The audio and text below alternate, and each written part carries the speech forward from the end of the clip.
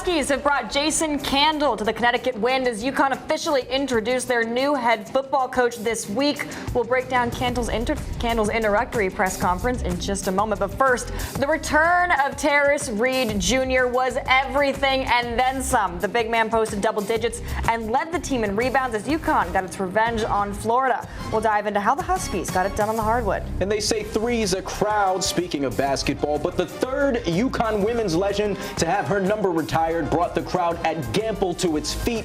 We'll hear from Hall of Famer Sue Bird about what it means to know she'll never see another Husky wear number 10. Connecticut Game Week starts now.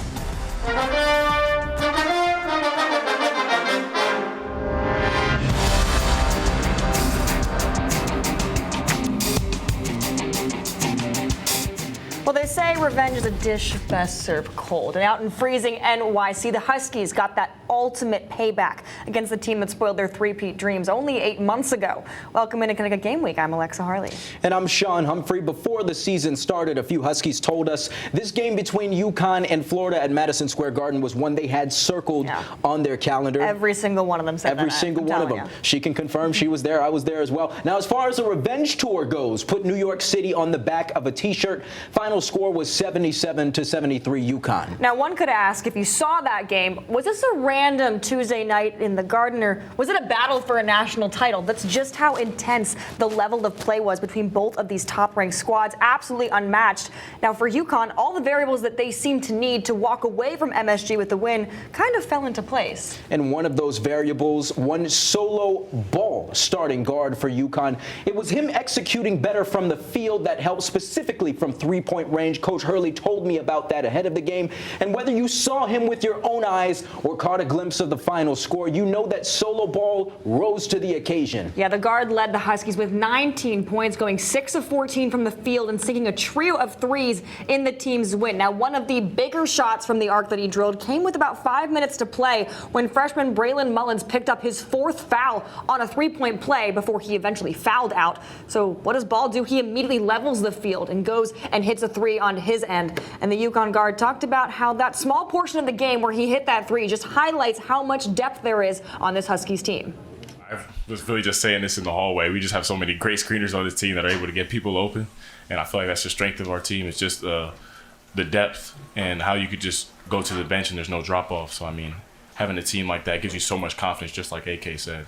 Hit those big shots. I mean, those shots that you work on, shots that you kind of dream of taking them, like you're just sitting in your backyard and you just kind of putting those up and you work on those, like count it down. So, I mean, I'm kind of used to that. It always comes back to shooting hoops in the backyard, doesn't it? Yeah.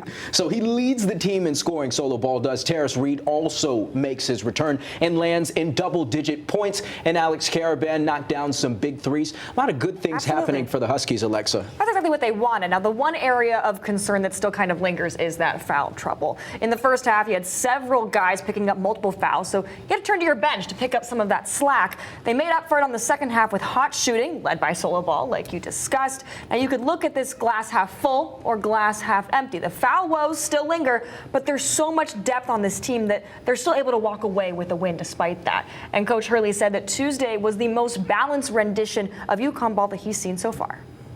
You know, the defense is where we need it to be to compete for the things at UConn that you want to. I thought we were pretty good offensively, 18 assists on 50% shooting, and yeah, the strength of the team is it's the 9 guys. I mean, when you have 9 quality players, you could survive an off night, from multiple people and still, get enough scoring production to win the game. You're getting Terrace back. He's probably played tonight at 75% capacity.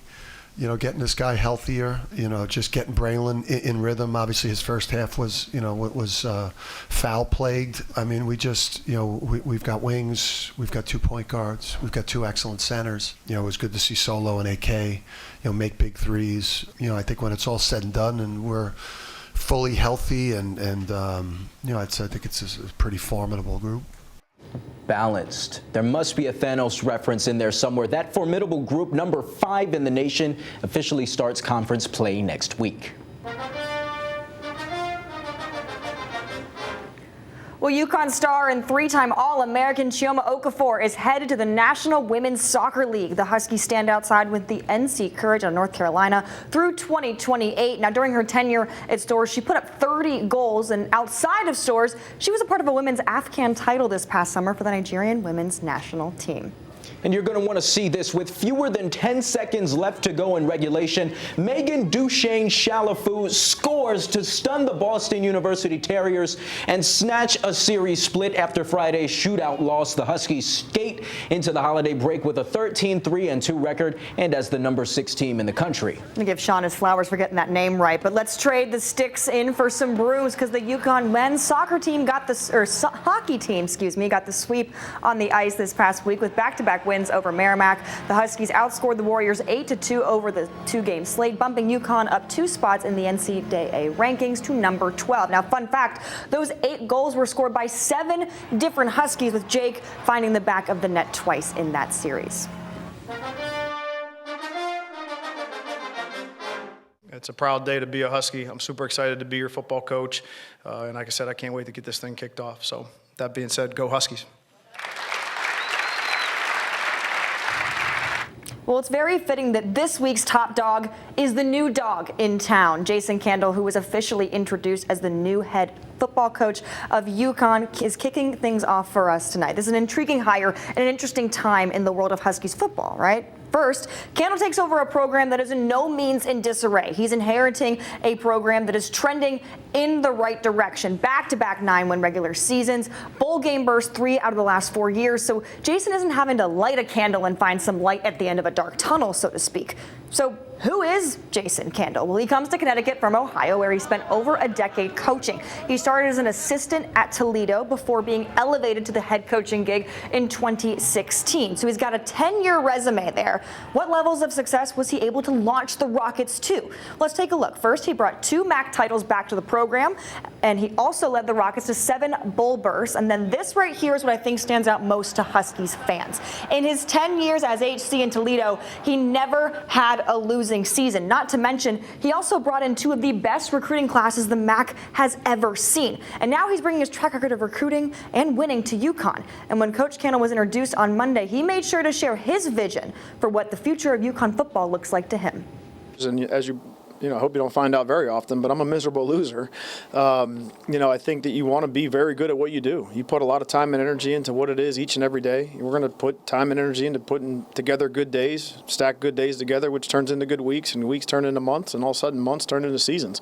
And then from there, you got a great foundation for your program. So, you want to build off the really good things that are already here, and then put time and energy into that, and then from there, put your stamp on it and how you're going to enhance it. And we got to worry about January before we worry about August. This is a very process-driven organization. It's just how I operate. I've always operated that way. I'm going to hire men that believe in the same things. And we want to paint a good picture and a clear example of what success looks like for our young people. And like I said, the 12 opportunities that there's a game, I think we'll be authentically confident that we can be at our best. When speaking of best, Candle actually got some pretty public endorsements after the announcement of his hire by some of the best across the coaching world. Philadelphia Eagles head coach Nick Sirianni and a man who needs no introduction, Gino Auriemma, both raved about the new Husky football head coach this past week. Now, if you're asking yourself, why are those 2 guys lighting the candle of praise for the former coach out of Toledo? I get it. It's kind of weird. But what some may not know is that Sirianni and Candle have a connection that dates all the way back to the start of the century. Both guys played D3 football at Mount Union together. And the Eagles frontman has benefited from Candle, drafting Quinion Mitchell out of Toledo last year, who finished as the Defensive Rookie of the Year runner-up. As for Auriemma, well, he was the closer in the deal that brought Candle to Stores. The 2 met when Jason was making a visit to campus over a week ago. And Auriemma even said that he thinks Candle is, quote, perfect for us. And having the public backing from the GOAT of women's college hoops doesn't hurt. And the reigning Super Bowl champion saying that he likes him too. Not a bad way to start off your first day on the new job, right, Coach Candle? I like to be around winners, and nobody's done it as good as he's done it, So I think that coaches could either A, have a real closed-minded perspective on this. This is about their journey and nobody else's journey and how. But I see it as this is a learning opportunity for me that when I come in contact with people that have done it in any profession at the highest level, and the rate that they've done it at, and both of your coaches here in men's basketball and women's basketball are pictures of what success should look like. So I'm going to lean on them guys. I'm going to do a good job of making sure I'm a fly on the wall as much as they'd have me around to see what the secret sauce is here that keeps hanging banners in those arenas. So I'm looking forward to locking arms with them and making this department as strong as it can be. Now, Coach Candle obviously has a pretty crucial couple of weeks coming up. Obviously, he wants to meet the current team, keep as many players on this roster as he can before the portal opens in January. Obviously, players from Toledo probably going to make the jump to Stores as well. He's got to make a coaching staff as well. Now, Sean, you're going to get to speak with someone who actually covered Coach Candle during his tenure in Toledo. What are you most excited to learn about the new Huskies football coach? Well, this is a conference, the MAC is. Many people might be familiar with Tuesday night in MACtion. It's kind of the college football sicko term. But I'm interested to learn, in a conference that's had a different champion every year since 2020, what separated those Candle teams that won conference championships from those that didn't? So that'll be a question I'm excited to ask Chase Bachman. We're excited to get to that conversation. We'll get to that one in just a moment. But first, we're also going to get an Elite Eight rematch is what awaits the #1 Huskies as UConn will jet set to the West Coast for Saturday's matchup against number 16 USC. Sean and I will break down how the Trojans are looking as they look to avenge last year's tournament loss to the Huskies. That coming up next. Being the third player to have their jersey retired in the Hall of Fame, I mean, it's really special. Company, elite company at the University of Connecticut. We'll hear from Basketball Hall of Famer Sue Bird about her return to Stores as she joins Rebecca Lobo in Swin Cash in having her number retired. More Connecticut Game Week next.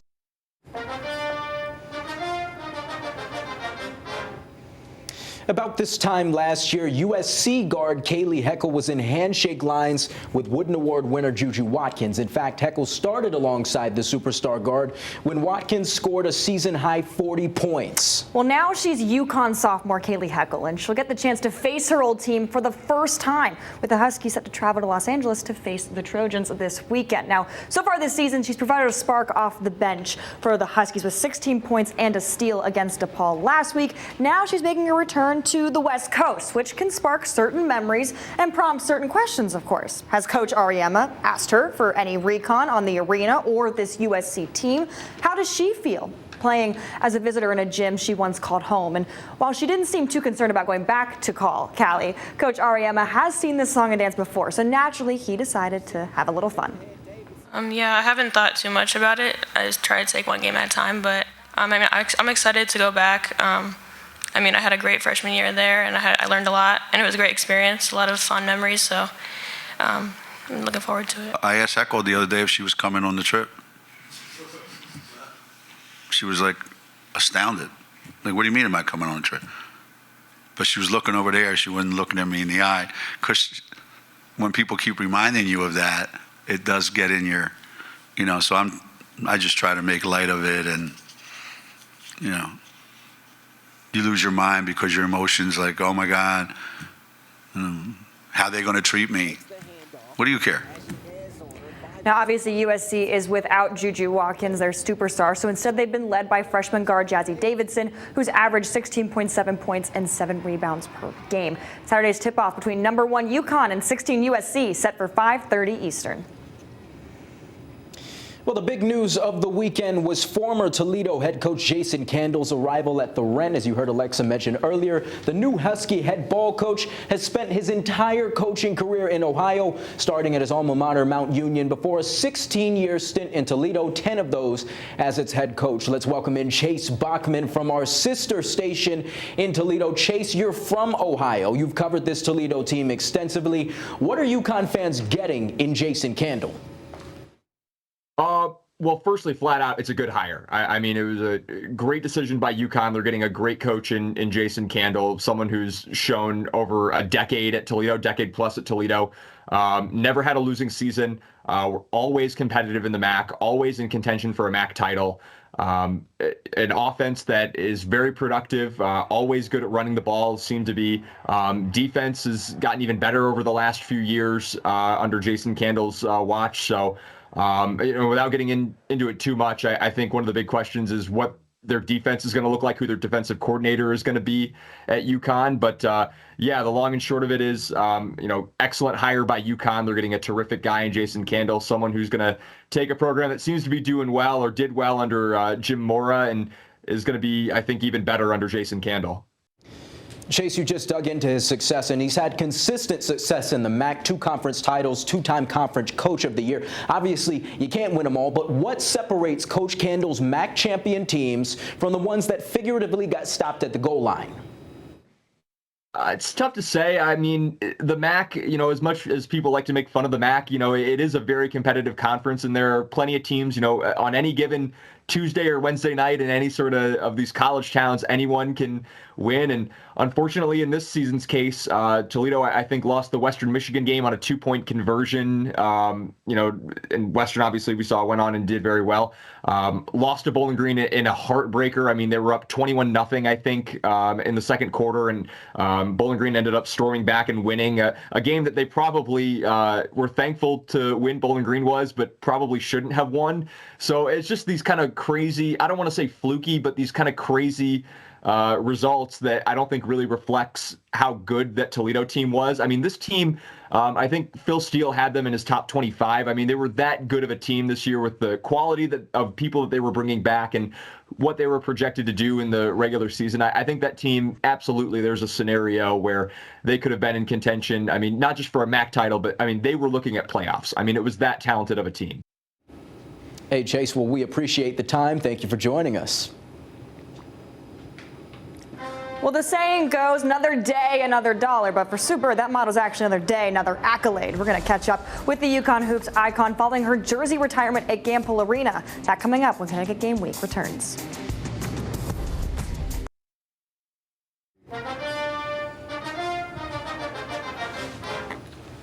Well, before Sue Bird was a Basketball Hall of Famer, Olympic gold medalist, or WNBA champion, she played on a UConn team that had only won its first of what would become a record 12 national championships. And now as she returns to stores, she sees her jersey number 10 join the banner she played a role in hanging as a permanent part of Gampel's decor.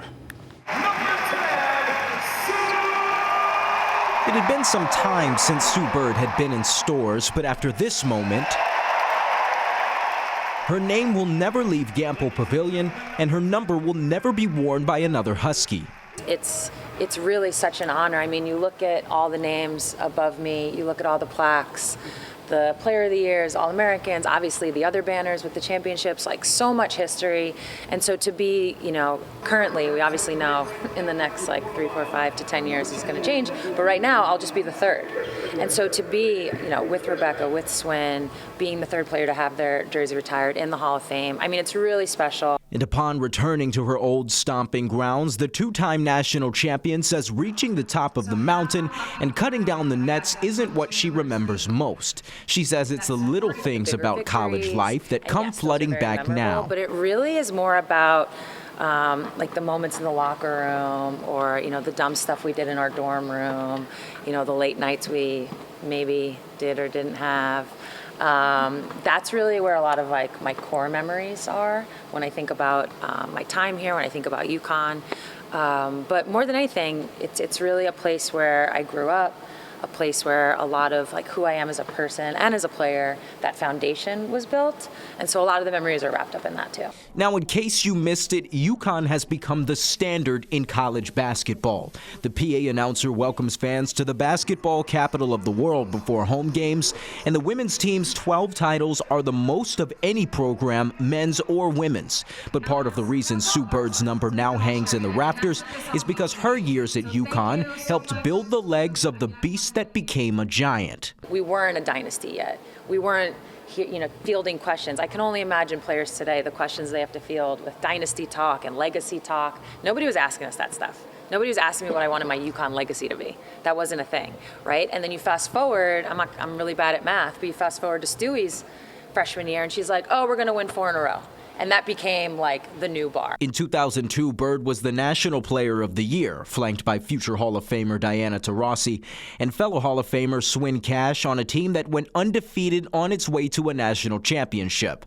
Coach Gino Auriemma remembers how it all began, with the then New York State Player of the Year choosing Connecticut over dozens of other schools. That decision, for Sue to come to Connecticut eventually played out into us putting together the best basketball team of all time. In between 5 Olympic gold medals, 4 WNBA championships, and countless other accolades in a decorated professional career, Bird has managed to inspire the next generation of women's basketball players. Look no further than current UConn guard Kaylee Heckel. Sue's my favorite player of all time, and I've watched her a lot when I was growing up. It was just really cool to see her jersey get retired, and such a great moment for her and her family and the program. And in an era of explosive growth for the sport, Bird says sometimes she still can't believe the important part she's played in where the game is today. The further I get away, the more I'm able to look back and kind of have a better understanding of the impact. Not just of myself, not just of my class or this school, but that generation of women's basketball players. And to see where everything is now, I mean, to be honest, it really is surreal because like we all knew, we all believed, honestly, you guys all knew, you believe, but we didn't know when. And in a sense, you could argue it happened faster than any of us would have thought. Well, from the icons of the past to the stars of the future. When we come back, we'll take a look at what lies ahead for the Huskies next week, whether it's on the ice, on the hardwood, or maybe even the gridiron. So stay with us. Basketball season for both the men's and women's squad, but there's more than just action on the hardwood in the days ahead. Here's what's happening in stores. Big East play begins for UConn men's basketball next week. The Huskies closed out their gauntlet of a non-conference schedule with a revenge win over Florida, as well as massive victories at TD Garden over BYU, and of course getting the win out at Allen Fieldhouse a couple weeks ago. Now they'll host Butler in Hartford Tuesday night to kick off Big East play. Tip-off for that one at 8:30. And as we told you earlier, the UConn women's basketball team has a big road test at USC on Saturday. The defending champs lead the all-time series 4-1, including a 78-64 last March over the women of Troy that sent UConn to its 24th Final Four. Tip-off 5:30 right here on Fox 61. And mark your calendars for December 27th, because that's when the Huskies will suit up for another round at the Fenway Bowl, this time taking on the Black Knights. Now, last year, UConn got the bowl game dub out in Boston, and they're going to have a chance to make it 2 years in a row with a win this year over Army this time. That game set for December 27th at 2:30 p.m. Bowl game ahead in just a couple of weeks. And then, of course, we're into the new year, and we're looking ahead to March Madness. We'll see you next week.